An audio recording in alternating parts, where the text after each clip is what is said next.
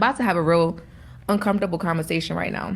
But women are so afraid of rejecting men because of the circumstances that I feel like every single solitary female that I know has been bamboozled into uncomfortable sexual situations. Yeah, you're basically saying that like most women experience date rape. Yes, I know that I told you no, and I know I hear But still, myself. we somehow here but we doing this still shit because you kept asking, and you kept asking, You and you kept kept touching me. asking, and you kept asking, and now you on my list.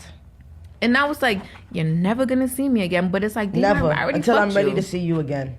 Like I don't even want to fuck you at all.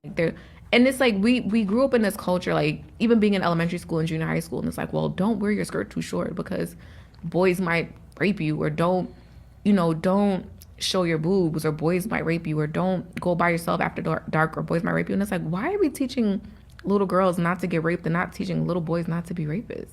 Men, be careful. There's grown women out there that are dangerous, just like these two. Look at the language that they're using. They're refusing to take any accountability.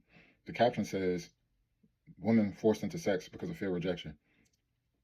This is implying that they had sex because they feared rejecting a man? But then look at the examples that they gave.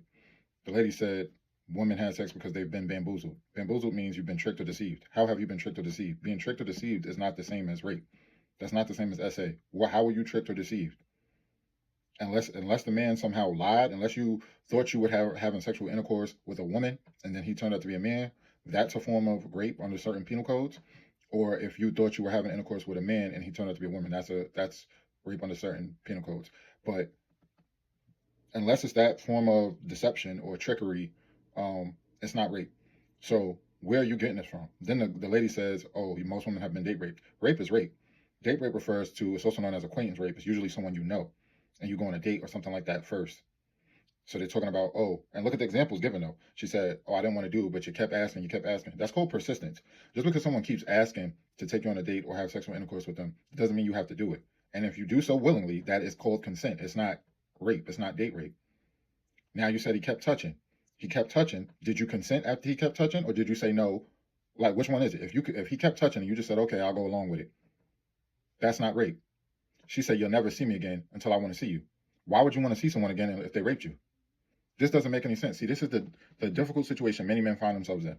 Even if we go home with a woman and we have sexual intercourse willingly, at any moment she can say it was rape and now we're fighting for our life. There's been several cases of men who have been falsely accused of a crime and they've done years in prison, a decade or so, just to find out that they never raped anyone. And this makes it hard. This is bad because there are real victims of SA and it's terrible, but then you have women who lie. This type of language shouldn't even be out there. These type of discussions shouldn't even be out there. Men, be safe.